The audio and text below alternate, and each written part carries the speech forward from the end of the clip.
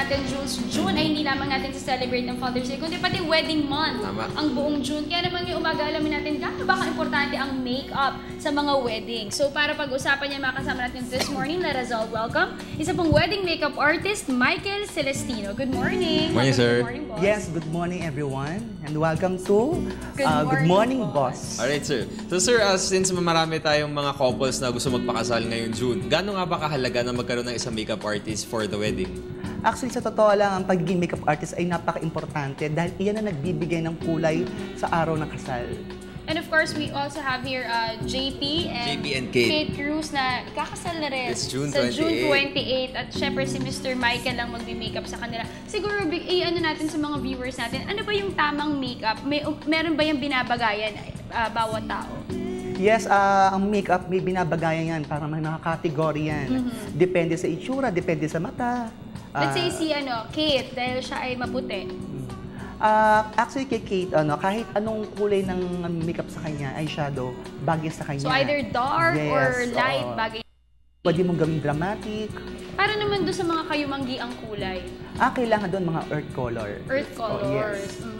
So sa mga grooms din, importante rin na mini-makeupan natin yan Yes, every like for wedding. example, importante rin yung groom sa pag-makeup dahil nandun yung like for example, kung mataba, kailangan i-enhance, kailangan pumayat, kung payat, So may kailangan mga patabain. contour tayong Yes, pinag-uusapan dyan. And of course, syempre kapag iwas na rin pag oily, no? Kaya kailangan powderan yan. Okay, importante yung may retouch actually. Mas nami-maintain yung pagiging fresh. Okay. Sir, aside from the facial features, may binabagayan din ba na age yung makeup mismo? Yes. Actually, sa totoo lang, ang pag-makeup, depende sa tao yon. Depende sa nakikita mo, babasahin mo yung itsura ng tao kung ano ba talaga ang babagay sa kanya. At syempre, alamin na rin natin, kapag mga age 20s, nag-range dyan ang ikakasal, usually, anong makeup yung ginagawa natin sa kanila? Of course, gusto natin magmukha silang young, vibrant, and fresh. Usually, anong makeup ginagawa Mga light natin? colors pag mga younger age. Pag 30s naman, Mga normal, yung mga nasa...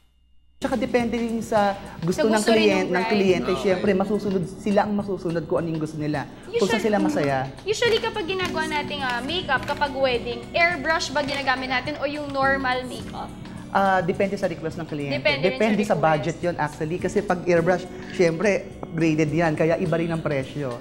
Nasa pag-uusap yan actually. Tapos, sir, gaano usually katagal yung process ng pag-makeup? Kasi nakwento ng mom ko nung kasal niya raw 1 hour late siya. Wow. Sa makeup. Gaano ba usually katagal yun? Mga 45 minutes. 45. Kasama here siguro mga 1.5 maximum. So, matagal rin. Yes. No? Matagal din yung mga ano. Pero, etong gagawin natin kay Kate during her wedding day, anong klaseng makeup yung ilalagay natin sa kanya? Light? Earth color. Earth color. Parang fresh na na parang merong wala, parang ganun. And of May course, ganung mga kasabihan na fresh parang lang. meron, oo. And of course, yung mga viewers natin dyan na interested, lalo na kung sila ay magpapakasal in the future, magkano ba yung mga rate mo or yung mga packages na pwede mong i-offer? Actually, meron akong 3 klase ng package. Merong bride and groom plus 1 head without retouch. And yung silver, worth 10,900. Meron din naman akong gold package for 4, bride and groom plus 2 head. May kasamang retouch until reception. And yung 14,900. And then meron akong platinum all-in-one 22,900. May kasama siyang prenup, accessories, and 3 changes look. Yan, so Okay. may all-in package na. Yes. All in. Pero may kasama na rin dun mga ilang heads ang kasama Yes. dun. 4. 4 heads. Four heads. Okay. So, affordable. Kayang-kaya ng mga ano natin dahil syempre ngayon gusto natin yung magandang-maganda tayo during our wedding day. So, dapat mag-invest tayo sa makeup. And so, Diane, nasabi kanina, 1.5 hours para sa buong process ng makeup. Pero para sa groom, sir, gaano po katagal? Mga 10 to 15 minutes. Wow, Yes, napakabilis. yes. Powder lang ang katapat. Pero usually, ano ba yung may mga rehearsals ba tayo or may mga makeup test bago mag-start or bago mag-wedding day? Actually, sa totoo lang, depende sa bride and groom yun. Kung may tiwala sa'yo, pwedeng tapos nakikita nila na kilala ka naman, pwedeng wala na. Okay. Oo. Pero So, pagka medyo hindi pa, yung mga baguhan ka pa lang. Like Pero for some, importante rin yung marami makeup ngayon, test.